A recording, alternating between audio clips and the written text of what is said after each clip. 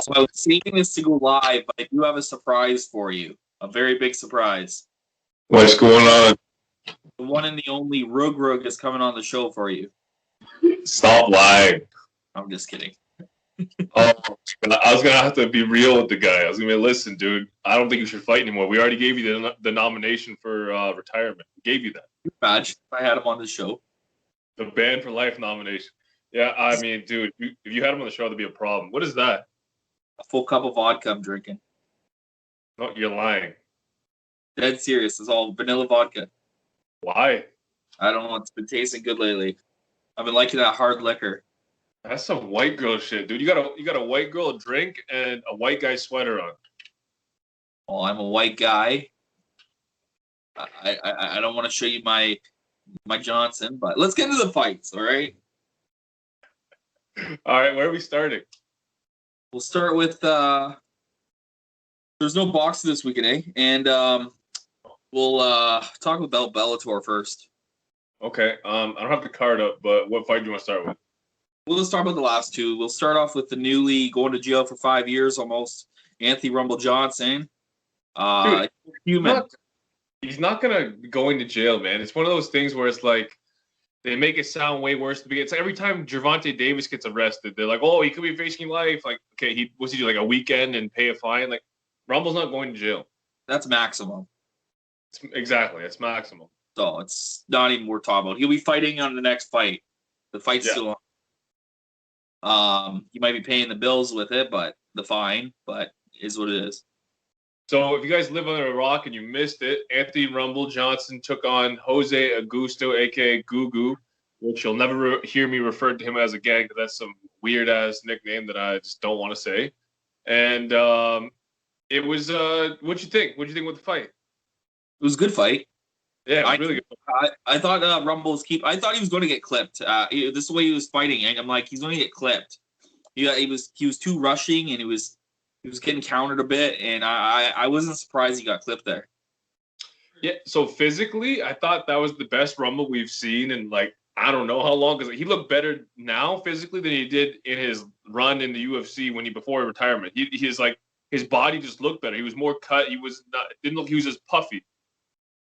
Yeah, he looked a lot better shape. He looked smaller, but like a healthy small, not like a undersized small. It was like he took the weight cut more seriously, kind of small.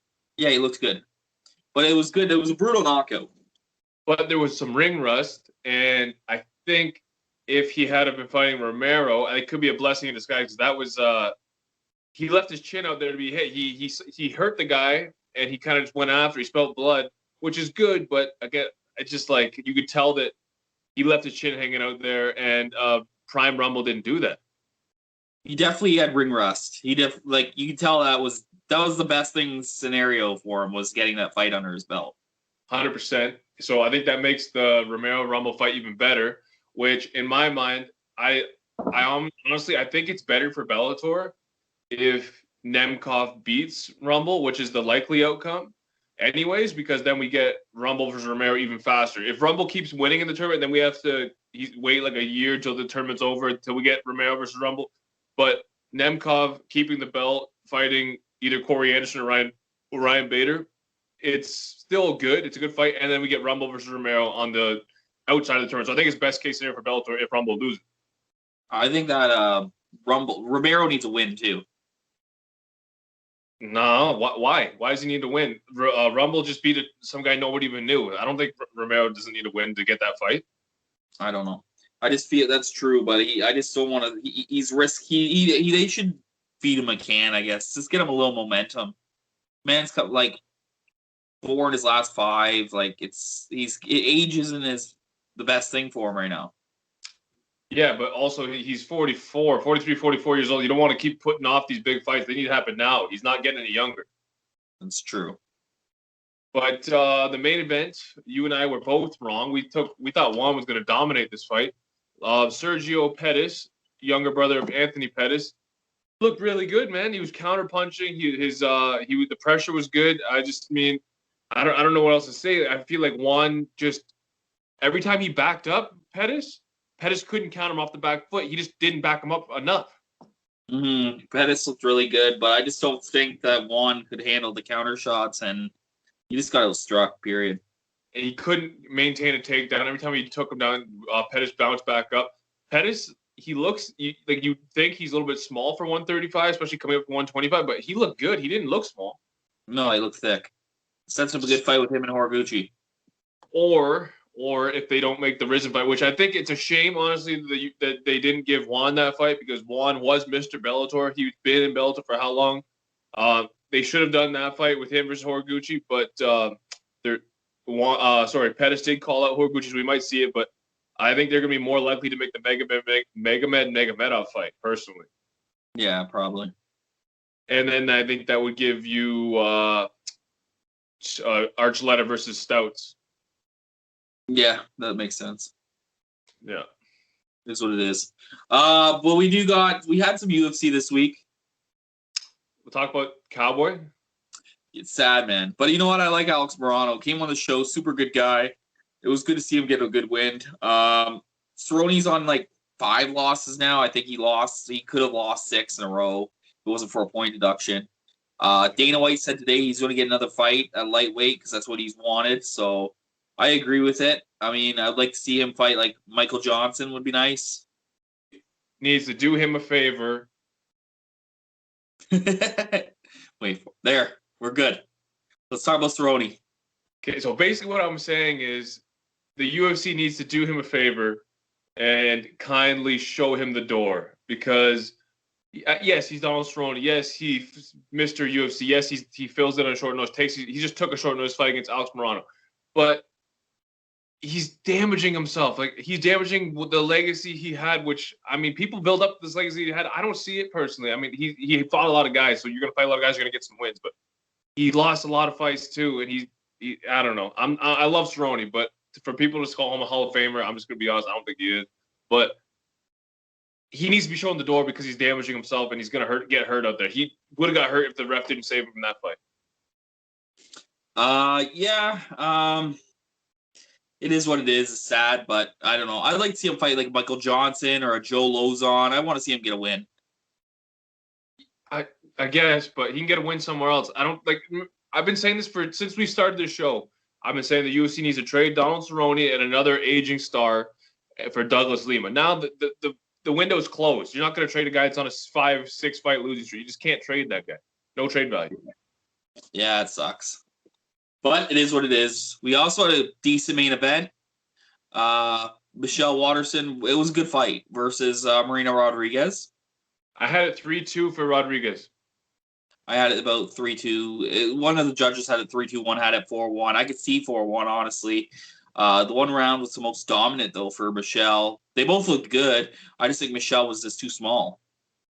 Man, people forget that she was an atomweight champion in Invicta. She's fighting up a weight class just being in the UFC, fighting at 115. And this fight was at 125. She's tiny, man. Oh, for sure. People, yeah, she put on a fight, man. The girl has a chin. Marina would have knocked out a lot of those girls with those shots. Yeah, Marina. I honestly don't. Marina kind of got exposed by Waterson because Waterson was taking the shots and firing back some shots herself. So, like, I don't see Marina beating like the likes of a Joanna. I don't see that. I would love to see Marina versus Joanna. Okay, but I think Marina gets beat pretty handily. Really? Yeah. I just think it'd be a fun scrap, like fun Muay Thai, I guess. So I'll take it. But I would hopefully Marina's the favorite because I'd be going big on Joanna champion. Who cut her leg open? Did you see that? Yeah, I did see that. I don't know the details. I just saw the cut. I don't know the details either.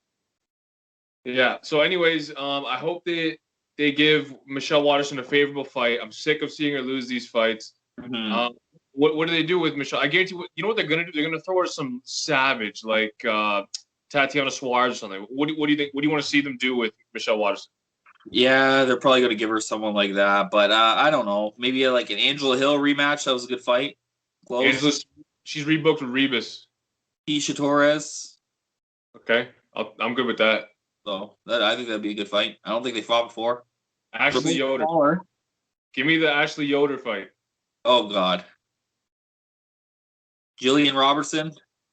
That's a good fight too. That's a winnable fight. Yes, that's a good one. There you go. So we had some boxes this weekend. Canelo versus Saunders. Not much Yeah. undercard I want to talk about. No, not much in the undercard, but the biggest fight of the weekend was definitely Canelo versus Saunders. Man, English-speaking Canelo is like a new mythical fighter. I love this guy. I love English-speaking Canelo. He needs to be doing this all the time. See that? Yeah, that's why I don't believe that with vodka, buddy. It was vodka. Okay. Honest to God, vodka. Goes down like water. Back to the Canelo fight. What did you think of the fight? I don't give a shit about Canelo, honestly. But who's there? No one. I'm just looking because you're a disgrace. Please break down the fight. I don't know. I thought Billy Saunders was actually winning up around in the fight. It got stopped in, I think, the 7th or 8th. 8th, after the 8th. Yeah, I had it 4-3 for Billy Saunders. He was actually more competitive than I thought it would be. Dude, I don't know. I can't see that. You got to remember, damage is the most important aspect of scoring a fight. Every single round, Canelo was landing the most damaging shots. I gave Billy Joe, I think, rounds 5 and 6. I believe it was 5 and 6. There was an argument to give him round 7 as well. That's it. I gave Billy rounds 5 and 6. You could possibly give him round 7. I had it 6 rounds to 2 going into the 9th round. It got stopped. Canelo lands a beautiful right counter uppercut. What did you say about this guy, man? Like, he's beating all these guys, and he's making it look easy. He's going to beat Caleb Plant. He's going to be unified, undisputed. He's the pound-for-pound king for a reason. Canelo Alvarez is a bad man. I would like to see him fight Andrade. So. Oh, yeah, Andre. Speaking of which, Andre invaded his post-fight press conference. You see that? No, I didn't see that. He came in, and he's like, dude, why are you ducking me? And then Canelo's like, get the F out of here, man. Get the F out of here. Yes, I did see that. That's funny. Yeah. But Andrade does have a fight coming up, too. He does? He does, yes. It's a month. Canelo's like, ducking you. Who have you fought, bro? And I'm like, oh, that's so cold because Demetrius is one of these guys that's been really avoided in boxing. Because in the sport of boxing, you can avoid guys if they're not a big name, tough style to fight, not marketable. And he's one of those guys. He's a really tough challenge, but his resume doesn't reflect how good of a fighter he is.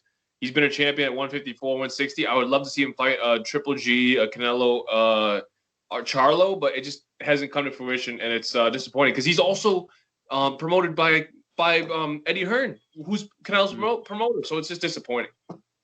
Caleb Plant is definitely next, which I think he gets destroyed. Yeah, I mean, it's going to be the same kind of fight as the Billy Joe fight. He's going to get knocked out at some point in the middle to late rounds. For sure. I agree with that one. I would like to see the Gennady Golovkin fight happen. Yep, definitely. I'm good with that one as well. I think it makes more sense with the age of I like Andrade versus Caleb Plant and Triple G versus Canelo. Sure. Sign me up. The one thing I want to touch on before we get off to Canelo is Billy Joe Saunders was stopped by his corner because he broke his orbital bone and his cheekbone. And he just didn't want to, like, he could have came back, but he let his corner make the decision. Okay, whatever, that's fine. That's a bad injury. I get it. However, a few months ago, remember when Joe Joyce knocked out Daniel Dubois? Mm-hmm. Daniel Dubois had the same kind of injury, a really bad eye injury, and he took a knee and took the 10 count and got knocked out. And Billy Joe said, I'd rather get carried out on a stretcher than basically give up like that. So then this happens, same kind of incident, and it's like, dude, what is wrong with you? You can't be saying these kind of things, and then when it happens to you, you do the same thing. So I have no respect for you, Billy Joe Saunders. Be consistent. You quit. You 100% quit. Yeah. I don't know. I've never been a Billy Joe fan, honestly. So remember the time he was trying to show us how to beat our wives on the heavyweight? What a clown. All right. We do have some. What do you want to talk about? There's no Bellator this week. No Bellator, no PFL. No, just the UFC.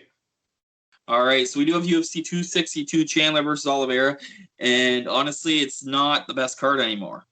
No, it was supposed to be amazing, and it kind of just fell apart. This whole COVID combat, everything's falling apart, all these cards. I do like, the only one on the prelims I like is Antonio and Antonina fight. Okay, who's she fighting? We got Andrea Lee. Yep. Okay, that's a good fight. He's coming off 3 losses, but she's still like they're all split decisions, if I'm right. And she's a tough girl, wears the cowboy hat. But Antonina should get a top 10 win in this fight.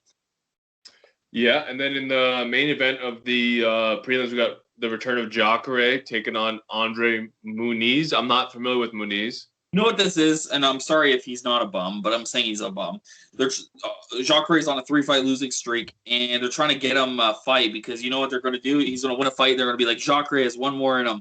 He can make one more run at the title, and he'll be in the main event again. You know what I mean? You know what I think they were doing here? Because we lost the Hermanson Shabazian fight.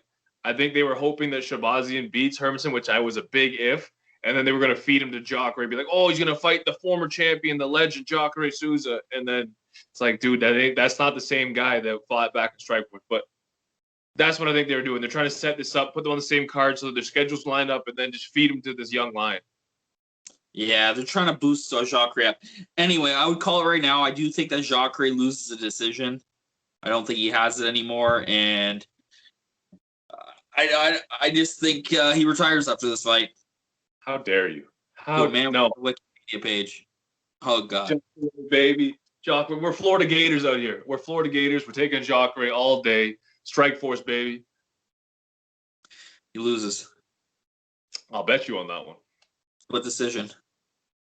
Put your money where your mouth is, buddy. Not in that fight. Are you kidding me? Come on now. On the main event, yes. Shane Burgos taking on Edson Barboza. Wow. You're skipping a fight because it sucks, eh? No, that's the first fight of the main card. Oh, weird. This is going to be fight of the night, though. Yeah, this has got fireworks all over it. I think Burgos was a big, and he's fighting a featherweight. I think he's always a bigger guy. He's kind of a weight bully, but he's fighting a guy who's Barboza, who's actually probably the same size as him now. It's nice, and you're going to see a lot of counter striking versus sloppy striking. Shane Burgos is good, but he's kind of sloppy. Is striking? Yeah, but his pace is what really wins. He breaks people by coming forward and just not stop. But I do think that Edson Barboza, this fight's going to look like Dan Hooker versus Edson Barboza. He's going to have the guy come forward, and Barboza is an amazing counter striker. That's what he does. He counter strikes. I just think Burgos is the type of fighter for Edson Barboza, striking wise. Mm-hmm. See, I think Edson slowed down a little bit since like the whole Khabib fights and Kevin Lee and whatnot. He's not the same guy. I think Shane Burgos is going to push that pace on him, and then he might stop him in the third round. The only thing that Barboza's been a little bit chinny over the years, but I don't know. I just think he's a perfect matchup stylistically for the striking of him. Either way, somebody's getting hurt bad in this fight, and I'm excited for it. For sure, and the winner should definitely fight Calvin Kattar. Ooh, that's a dynamite fight as well. But they're not really ranked though. Calvin's like top 5. That's a big jump up. Burgos is number 10, I'm pretty sure. Is he? Yeah. Okay, well if he's maybe. I wouldn't mind seeing that. I wouldn't mind seeing Arnold Allen fight Calvin Kattar either, but that's true. Arnold Allen will destroy him, but okay. Kattar's not going to be the same. Caitlin Chukagian is taking on Viviane Araujo. It's okay. You struggle right now. These Brazilian names. No, Viviane's a good fighter, but who's she fighting again? The blonde fighter, Caitlin Chukagian. Oh, Caitlin should win this. This is like a top-ranked 8 fighter versus a number 2, I think. Viviane's really good actually at striking. She's very unique with her kicks and stuff. But Caitlin, it's just going to be a typical Caitlin fight, and it'll be a unanimous decision. Yeah, she's going to outpoint her. If you're not the champion or the number 1 contender in the division, Caitlin's going to beat you. She's beaten Lauren Murphy. She beat Andrade. She lost to Andrade. She lost to Shevchenko. Beat Lauren Murphy. She's right there in the mix at the top of the pool. So I think she's just, like you said, she's going to outpoint her and win a decision. For sure. And then we got Matthew Christopher Schnell versus Rogerio Bonatoon. Next. Thank you. El Kakui. El Kakui taking on Beneil Dariush. Man, I'm telling you right now, Beneil Dariush is going to dominate this. I think this is going to look worse or exactly the same as the Oliveira fight with the takedowns repetitively and coming forward, but he's going to submit him in the second round. Seeing Tony get finished, I can't see it, especially in a 3-round fight. But I do think Beneil dominates all 3 rounds. He'll be on top of him, landing ground and pound, moving around. I got Beneil unanimous decision. I think Beneil's stronger. I don't think he has the striking of Tony, but I do think the grappling is Beneil all the way. Now, before Tony maybe, but I just think I don't think Tony's the same fighter. No, I was talking to Reese about this. When a fighter gets to a certain age and they fall off a cliff, you might see Tony Ferguson as the underdog is enticing. It's like, wow, that's a good pick. But when they get to that age and they fall off the cliff, they don't generally come back. They don't have a Bernard Hopkins rejuvenation moment. That's very rare. So I think huh? Sorry. What did I tell you when he fought Justin Gaethje? Do you remember? Yeah, you told me that he's going to get run over. And he's going to lose 4 in a row. I don't remember you saying that.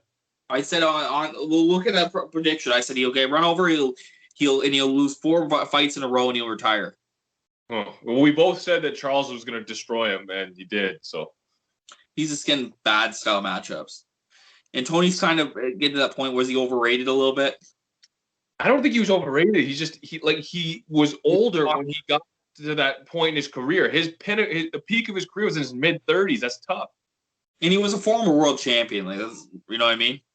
Yeah. He won the Ultimate Fighter. Like, he's a good fighter, man. His resume doesn't reflect it. He has a 12-fight win streak. When you really break down the 12 fights, it's not great, but it's still a 12-fight win streak. And it's arguable that he, between Khabib, BJ Penn, and Tony Ferguson, Frankie Edgar, those are the top lightweights of all time. I think you got to throw in Eddie Alvarez as well, but. Well, Eddie, yes. So main event, we have Charles Oliveira taking on Iron Michael Chandler. Let me go on this one first. Yeah, you talk about it because you know my prediction.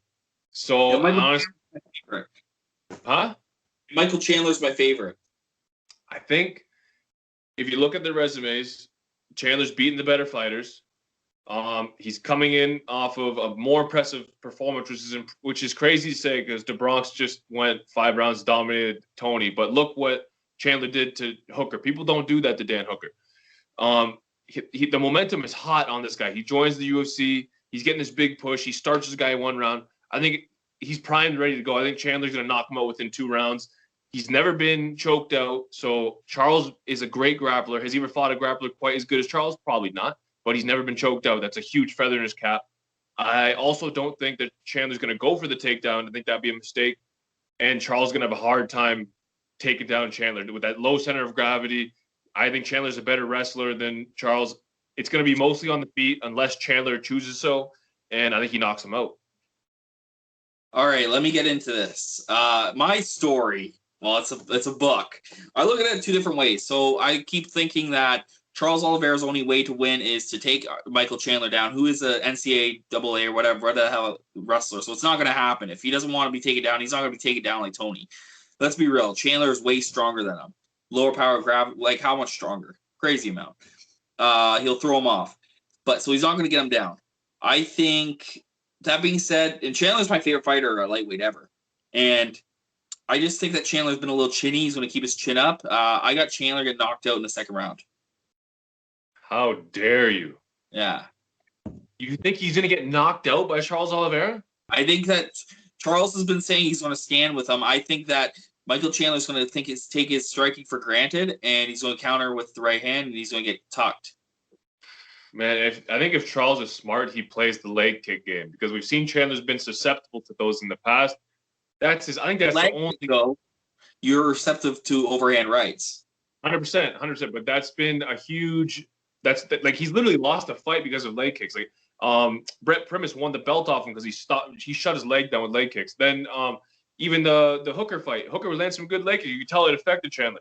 Chandler, he now can switch stances, so he can go southpaw and orthodox because he has to, because he has a damaged leg. I think that would be the best avenue of Charles winning this fight, especially because he is so much longer. But standing with Chandler's a bad decision in my mind. If he wants to stand, he's getting knocked out. That's what I see. I have a gut feeling. That's all. Don't hate on me. I'm not hating on you. I really, really want to see Michael Chandler be the UFC champion. I love Mike Chandler. Me too. I would love to see him be the Bellator UFC champion. He'd be obviously one of the top lightweights ever. Yeah, and then that brings up the point. If he wins the UFC if he wins the UFC lightweight championship, that means the Bellator lightweight champion knocked out the UFC lightweight champion. And what's in that situation? What do you do? It's different though. There's controversy around that fight. No, and no one remembers that fight. Let's be real. The majority of the people aren't going to give a shit. Dude, that's a huge fight. That was a massive fight. Yeah, dude hasn't defended the belt since either. No, he hasn't. But think about that though. The Bellator lightweight champion knocked out the current that doesn't happen. It's never happened. Well, I think that's just getting to the point where they're two different parts of their career now. I think Chandler's gotten better. Ferrari's gotten better. It'd be a different fight, and it's a what if. Jeremy Horn beat Chael Sonnen 3 times. Right. Shit happens in MMA. I'm just saying. It does. I think if they fight 100 times, maybe I'm biased, but based on their skill sets and the fact that one is naturally bigger, I think if they fight 100 times, Chandler wins at least 75 of those against Pitbull. That's just my opinion. Dennis Hallman beat Matt Hughes twice. Is Dennis Hallman ranked above Matt Hughes pound for pound of all time? No, but Pitbull is definitely ranked above Chandler pound for pound. It depends if he wins the belt. I don't think whether he wins the belt or not. I don't want to get in this conversation, but I mean, if he wins the belt, Pitbull's still doing great things in Bellator, so it's hard to say. But we'll talk about it on next week's episode. Yeah, when this is all done. So, anything else you want to get into before we get out of here? Supposed to say millions, motherfucker. My bad. The Rock would be disappointed. Austin 316 says, we're out. All right.